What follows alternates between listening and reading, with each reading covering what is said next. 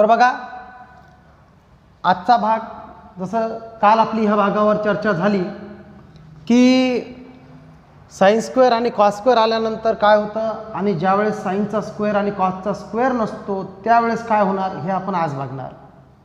बघा या ठिकाणी जो सेकंड क्वेश्चन ह्या एक्सरसाइजमध्ये वापरला त्या पूर्ण 9 प्रॉब्लेममध्ये आपल्याला स्क्वेअर नाही आहे. म्हणजे आता काय होणार आहे थोडंसं व्यवस्थित समजून घ्या. स्क्वेअर आल्यानंतर काय होतं ते आपल्याला मागच्या पिरियडला समजलं. याच्यात एक पर्टिक्युलर मेथड आपण त्याच्यात वापरतो, ते म्हणजे न्यूमरेटर आणि डिनॉमिनेटरला आपण कॉस स्क्वेअरने डिवाइड करतो. ही झाली स्टेप नंबर 1. सेकंड स्टेपला आपण जर डिनॉमिनेटरमध्ये सेकचा स्क्वेअर येत असला तर त्या जागी 1 + tan स्क्वेअर वापरतो. आणि 3 नंबरला आपण tan xच्या व्हॅल्यूला t कन्सिडर करतो.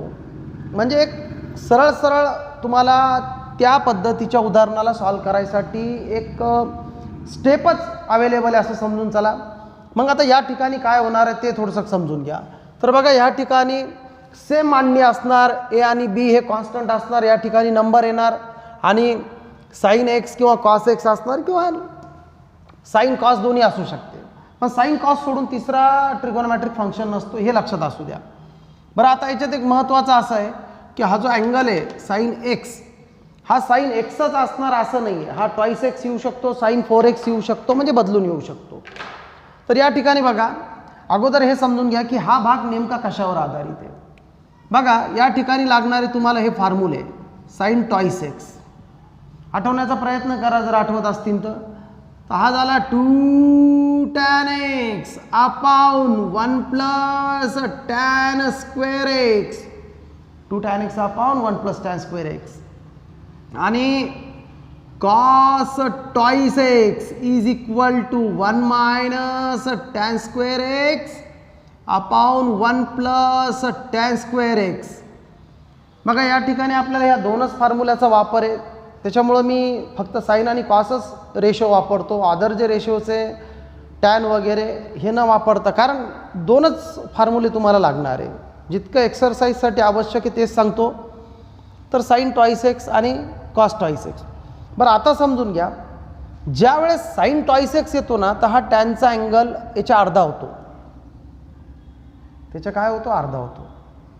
मग असं समजा की आपल्याकडे ऑलरेडी साइन आला, साइन एक्सच आपल्याकडे आहे. मग काय होणार म्हणजे ट्वाइस एक्सला अनुसरून तर हे फॉर्म्युला तयार होणार, ती अरेंजमेंट तयार होणार. मग नुसत्या साइन एक्सला अनुसरून तर हे होणार 2 tan x upon 2 upon 1 + tan square x/2 असं होणार. म्हणजेच कॉस एक्स जर आला तर 1 - tan square x/2 upon 1 + tan square x/2 हे असं होणार. म्हणजे तुम्ही हे अगोदर समजून घ्या की आपल्याला आता ह्या दोनच सूत्राचा वापर आहे, पण ह्या सूत्राचा वापर आपल्याला साइन आणि कॉस समोर नेमका कोणता अँगल वापरला किंवा किती वापरला त्या व्हॅल्यूला अनुसरून आपण तो फॉर्म्युला इज इक्वल फॉर्ममध्ये कसं लिहिणार हे ठरवतो. ठीक आहे. आता एक एक्झाम्पल म्हणून आपण ह्याच उदाहरणात थोडासा प्रयोग करू.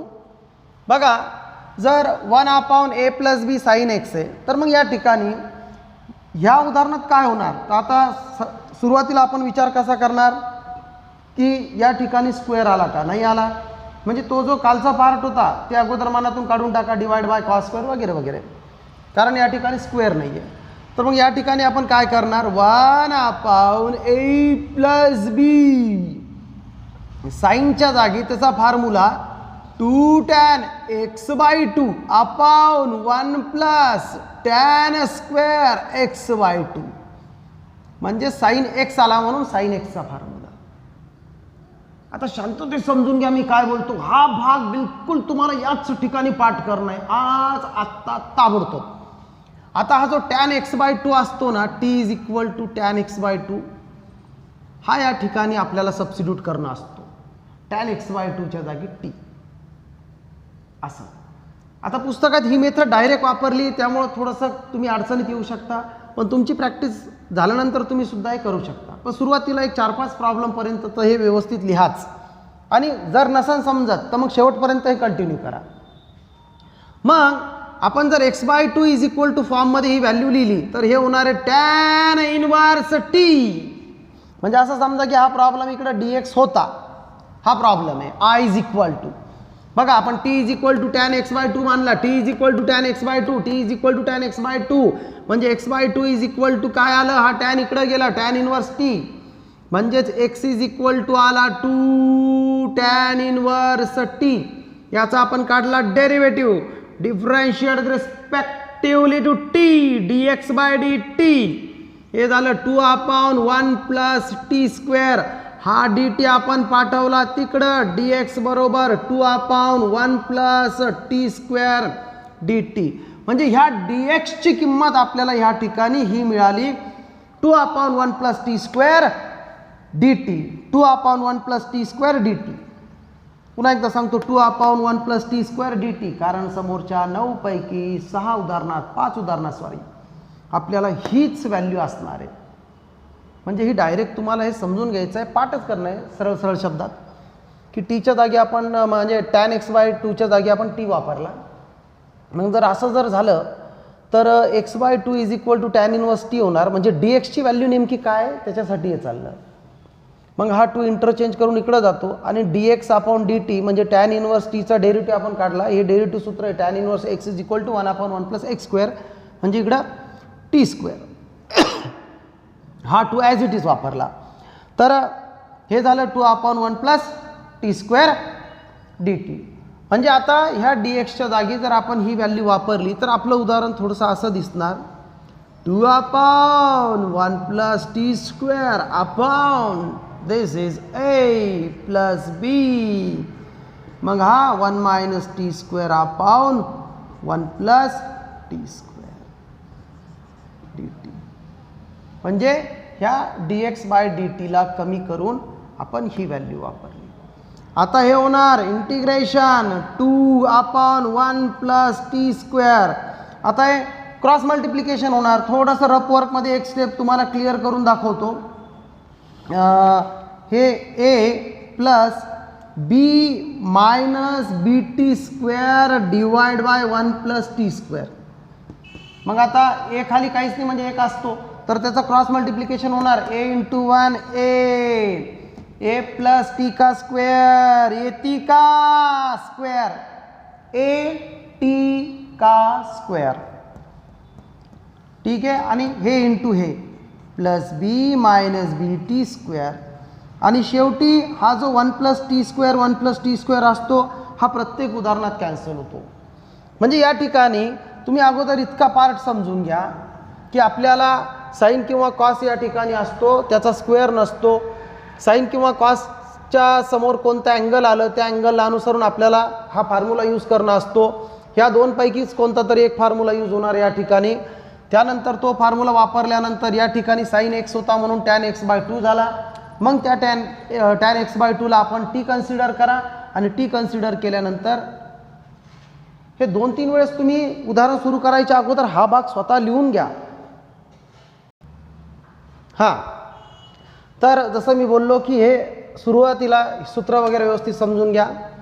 त्यानंतर हा जो पार्ट एक 2-3 वेळेस लिहून घ्या. t is equal to tan x/2, x/2 is equal to tan inverse t, x/2 is equal to tan inverse t, याचा डेरिव्हेटिव्ह.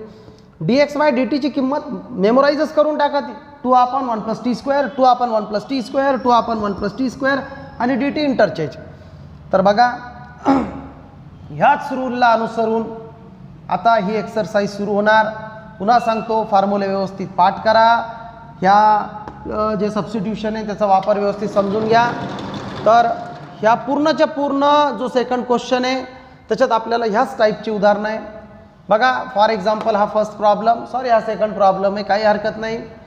तर तुमची जी फर्स्ट स्टेप असणार ती असणार i is equal to 1/4 minus 5. बघा काय आला इकडं, cos x आला, 2x आला का, cos 4x आला का, नाही. तर cos x चा फॉर्म्युला काय असतो, फक्त cos x चा. तर cos x चा फॉर्म्युला असतो 1 minus tan² x/2 upon 1 plus tan² x/2. आलं लक्षात. अरे सूत्र वापरलं तुम्ही, काय याच्यात लक्षात येण्यासारखं आहे, सूत्र वापरलं फक्त.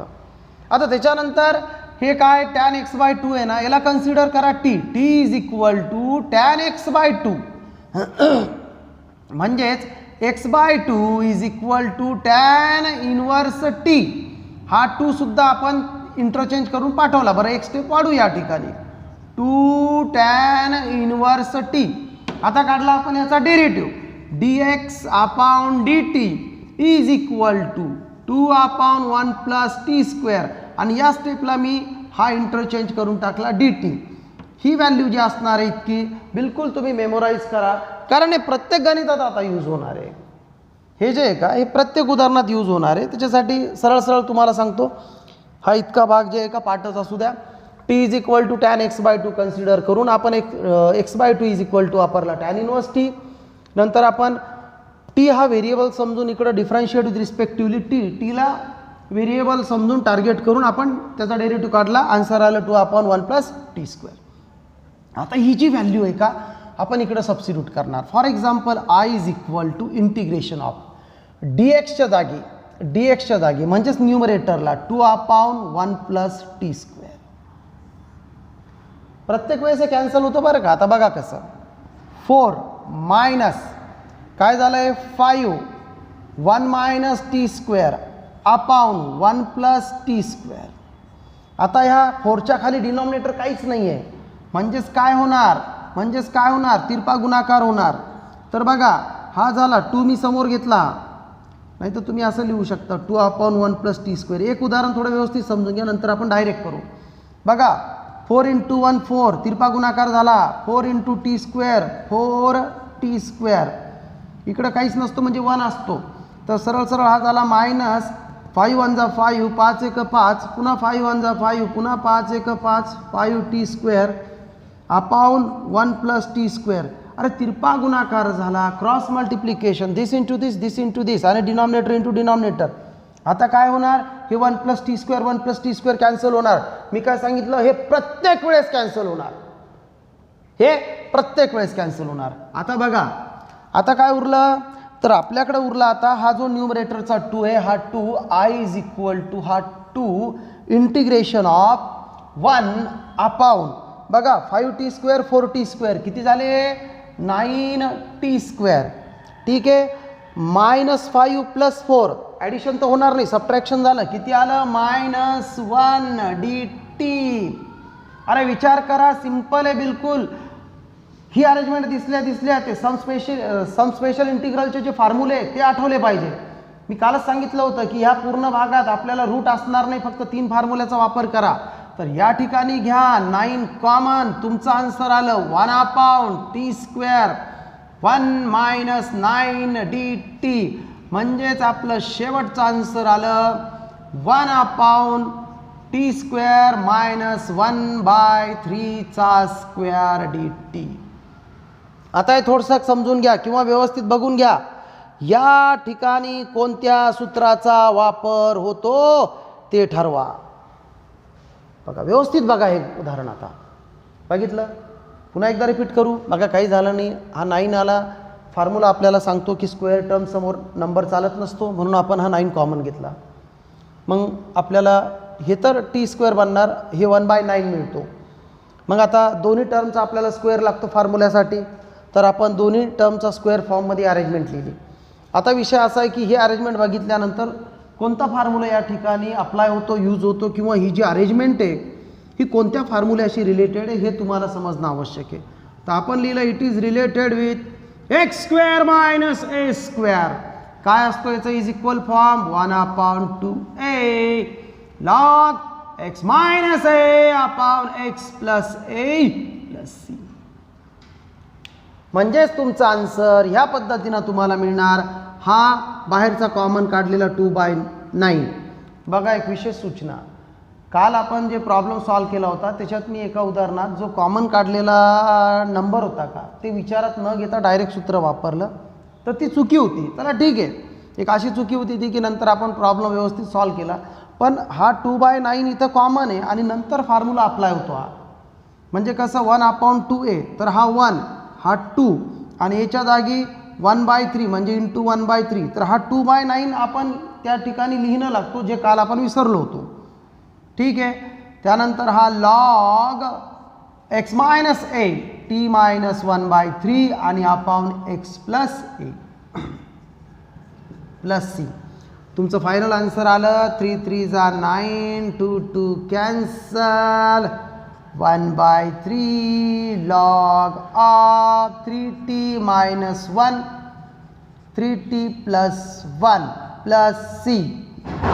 आणि आता टीच्या जागी सबस्टिट्यूट करा 3 tan x/2 minus 1 3 tan x/2 plus 1. बघा सोपा भाग आहे.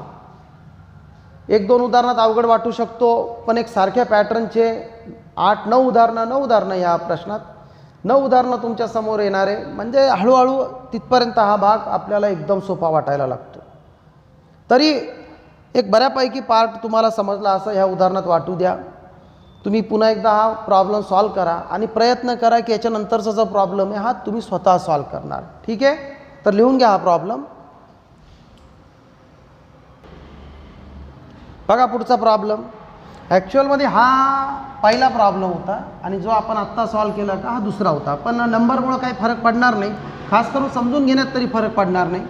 तर या ठिकाणी सुरुवातीला आपण असं लिहिलं 1/3 प्लस 2 आणि साईन एक्सच्या जागी बघा साईन 2x आला का, फक्त x आला, तर 2 tan x upon 1 plus tan square x. म्हणजे फॉर्म्युला व्यवस्थित अगोदर वापरून घ्या.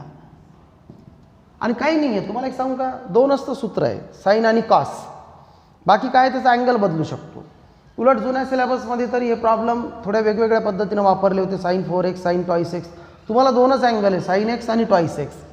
म्हणजे ते फॉर्म्युला फक्त त्या पद्धतीनं समजून घ्या की जर टॉईस x आला असता तर हा x/2 या ठिकाणी नसता. म्हणजे टॉईस x आला असता तर हा formula 2 tan x upon 1 plus tan square फक्त x असता. इथं साईन x आला म्हणून /2 झाला. ठीक आहे. t is equal to tan x/2. अरे मागच्याच उदाहरणातला पार्ट आहे, पूर्ण तेच आहे हा. पहा x/2 is equal to tan inverse t. ठीक आहे. त्याच्यानंतर x is equal to 2 tan inverse t. त्याच्यानंतर डेरिव्हेटिव्ह काढला dx upon dt is equal to 2/1 plus t square. हा dt पाठवला तिकडं, म्हणजे ह्या dx ची किंमत आपण वापरणार इथं. म्हणजेच आपला प्रॉब्लेम तयार होणार I is equal to integration dx च्या जागी 2/1 प्लस t स्क्वेअर. जे काही मागच्या उदाहरणात समजलं नसेल ते इथं समजून घ्यायचा प्रयत्न करा की यार ही व्हॅल्यू कुठून आली. हां, हे dxच्या जागी आपण ही व्हॅल्यू सबस्टिट्यूट करणार आहे. म्हणजे आता ह्या ज्या दोन किमती आहे, टीच्या tan x/2 जागी t आणि dxच्या जागी 2/1 प्लस t स्क्वेअर, हे सबस्टिट्यूट करणार आहे आपण. त्याच्यानंतर हा 3 ॲज इट इज, हा 2 ॲज इट इज, नंतर 2t/1 प्लस t स्क्वेअर आणि dt जे dxच्या जागी होतं. मग आता आपला प्रॉब्लेम थोडासा ह्या पद्धतीचा बनणार 2/1 प्लस t स्क्वेअर. आपल्याला माहिती आहे ते 1 प्लस t स्क्वेअर कॅन्सल होणार आहे. बघा क्रॉस मल्टिप्लिकेशन 3 1 3 आणि हे 3 1 जा 3, पुन्हा तेच 3 1 3 म्हणजे 3t स्क्वेअर प्लस 4t 2 2 जा 4 आणि हे 1 प्लस t स्क्वेअर कॅन्सल. या ठिकाणी तुमच्या लक्षात येतं की आपल्याला पुन्हा एक क्वाड्रॅटिक इक्वेशन इथं मिळालं 2 integration 1/3t square 4t plus 3 dt. मांडणी म्हणजेच अरेंजमेंट करून आपण या ठिकाणी हे उदाहरण लिहिलं. पुन्हा सांगतो, आपण क्वाड्रॅटिक फॉर्मची जी मांडणी असती it is called quadratic arrangement, ते करून हे उदाहरण लिहिलं. नंतर आपल्या लक्षात येतं की यार आपण आत्ता मागच्या एक्सरसाइजमध्ये जे उदाहरणं सॉल्व केले त्याच्यात स्क्वेअर टर्मसमोर नंबर नव्हता आणि जर आला तर आपल्याला ते कॉमन घेऊन त्या ठिकाणी स्वतः एक बनवणं लागत होता. तर ती प्रोसेस पुन्हा इथं कंटिन्यू करा. हा घेतला मी डिनॉमिनेटरमधून 3 कॉमन आणि आपल्याला डिनॉमिनेटर मिळतो t² + 4t/3 + 1 dt.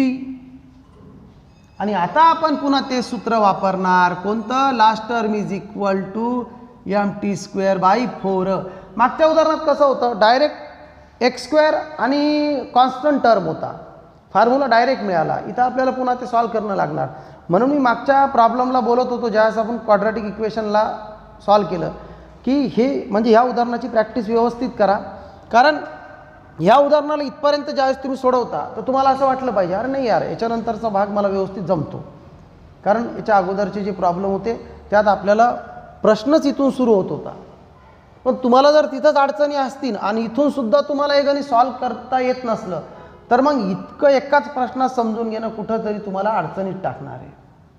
म्हणजे जर हा भाग तुम्हाला क्लिअर होत नसला पुन्हा एक सुरुवातीचे जे 4-5 प्रॉब्लेम आहे ते व्यवस्थित समजून घ्या. नंतर पुन्हा या प्रॉब्लेमला क्लिअर करा. अगोदर ह्या प्रॉब्लेमचा इतका भाग समजून घ्या जो आपल्याला क्वाड्रॅटिक इक्वेशनपर्यंत हा प्रॉब्लेम घेऊन येतो आणि नंतर तुम्हाला जमलं पाहिजे. कारण हे पुन्हा आपण मागच्या प्रॉब्लेमकडे आलो ना. मग या ठिकाणी मिडल टर्म 4/3चा स्क्वेअर घेतला आपण 16/9 आणि हे इंटू 4 हे झालं 4 4 जा 16 4/9.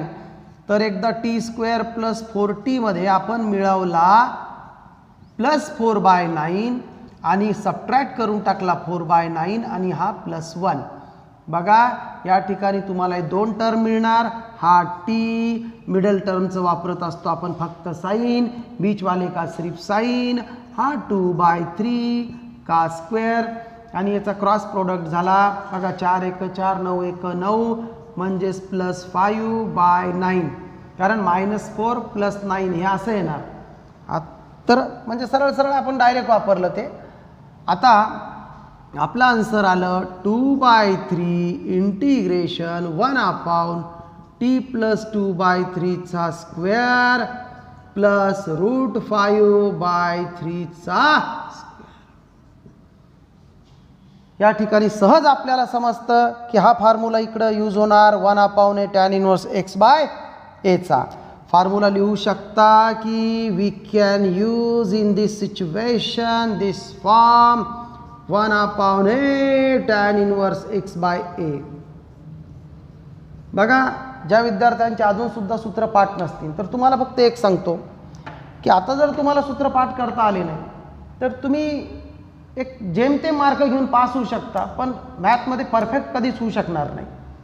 कारण सगळं तुम्हाला समजलं, सूत्राचं इम्पॉर्टंट समजलं, त्याचं महत्त्व समजलं की आपल्याला कशा परिस्थितीत हा भाग असतो आणि याच्याशिवाय मी काहीच करू शकत नाही हे सुद्धा तुम्हाला समजलं. आणि याच्यानंतर सुद्धा जर तुम्ही इतका सुद्धा अभ्यास करू शकत नाही की ते सूत्र तुमच्या आजच्या घडीला जर पाठ नसतील तर मग मला वाटत नाही तुम्ही काहीतरी करणार या विषयात म्हणून. बघा हा झाला 2/3. मग हा कॉमन काढलेला 2/3 हा आला 1/a 1/a म्हणजेच √5/3 tan इनवर्स एक्सच्या जागी काय घेतलं आपण याचं क्रॉस मल्टिप्लिकेशन करून 3t + 2 / 3 हे 3t + 2 / 3 आणि हा √5/3.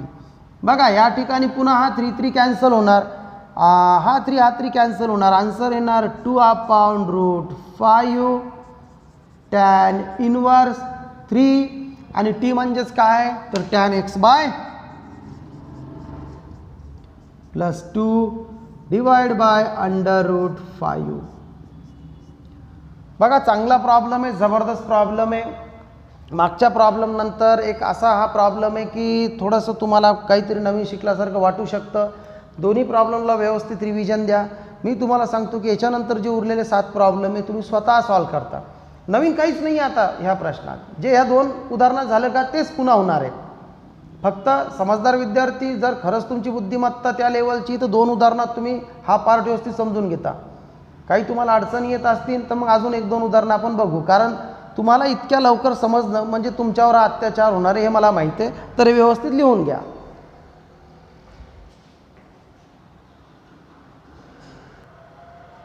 बघा पुढचं उदाहरण.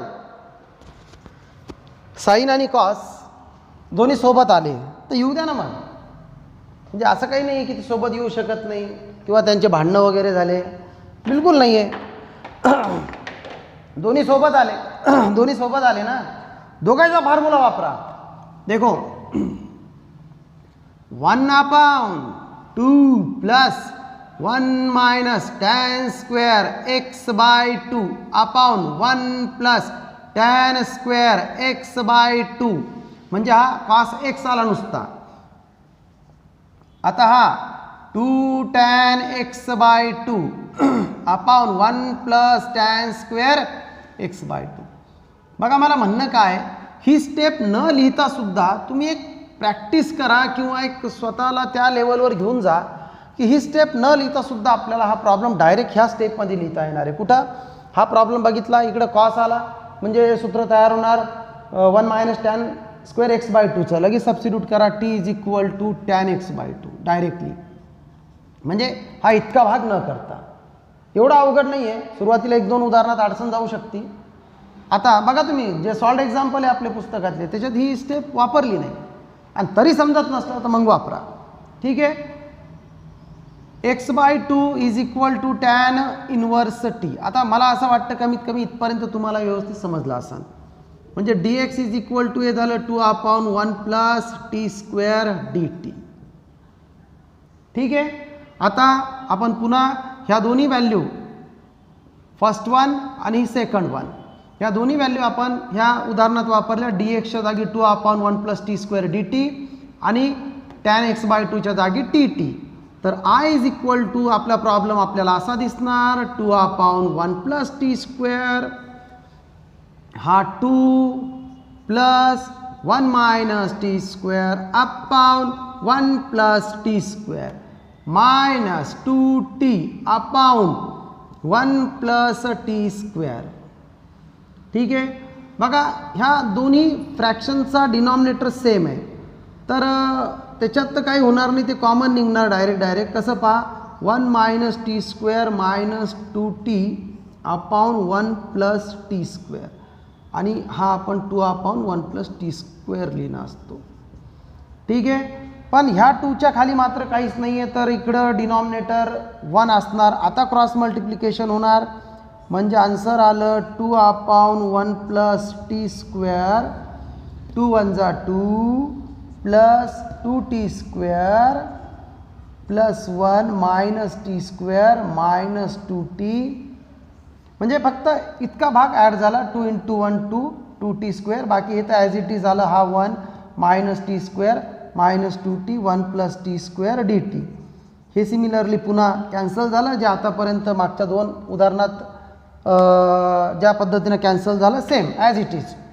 नंतर बघा नंतर हे आलं 2 I is equal to 2 integration of हा डी टी. आता बघा टी स्क्वेअर काय होते याच्यात, हा 2t स्क्वेअर हा 2t नाही ना, हा 2t स्क्वेअर आणि इकडे टी स्क्वेअर मायनसमध्ये म्हणजे 2 मधून 1 सबट्रॅक्ट करा हा टी स्क्वेअर उरणार फक्त. ठीक आहे. नंतर 2tला कोणी जोडीदार इकडं नाही आहे कारण हा नुसता 2 आहे तर हा 2 आणि हा 1 तर 3 होणार पण हा minus 2t as it is तर हा मायनस 2t आणि प्लस 3. तर पुन्हा तेच क्वाड्रॅटिक इक्वेशन मिळालं. चला तेच रूल यूज करा. Last term is equal to mt square by 4 minus 2चा स्क्वेअर 4 बाय 4 आन्सर आलं 1. म्हणजे एक वेळेस 1 याच्यात ॲड करा नंतर सबट्रॅक्ट करा प्लस 3 ॲज इट इज लिहा. दिस इज 1 दिस इज 2. हा झाला टीचा स्क्वेअरचा टी नंतर मिडल टर्मचा फक्त साईन आणि याचं रूट 1चा रूट 1 आणि याचा स्क्वेअर. त्याच्यानंतर 3 मधून 1 सबट्रॅक्ट करा हे उरले फक्त 2.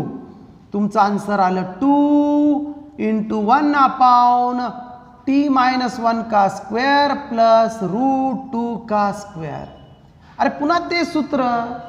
कोणतं सूत्र बघा तुम्ही गेस करा. सूत्र या ठिकाणी सूत्र कोणतं वापरलं जाणार आहे आणि आता तुम्ही जे गेस केलं होतं ते सूत्र मी वापरलं का पहा.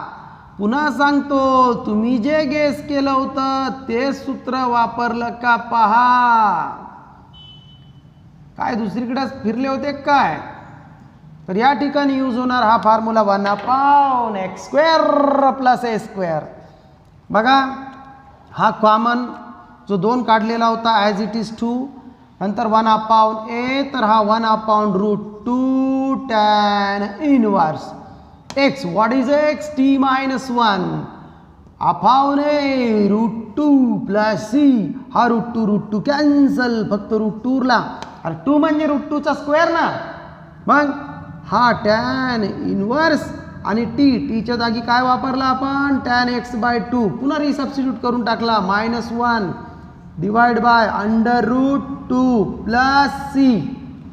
आलं लक्षात? बघा, सोपा, चांगला आणि व्यवस्थित पार्ट आहे. यानंतर आपण ट्वाइस एक्स अँगल असणारा एक प्रॉब्लेम घेऊ. पण ह्या 3 प्रॉब्लेमची प्रॅक्टिस जरी तुमची व्यवस्थित जर झाली तरीसुद्धा तुम्ही हा पार्ट व्यवस्थित समजून घेतला किंवा पूर्ण 9 उदाहरणं तुमचे समजले, हे क्लिअर होतं. ठीक आहे.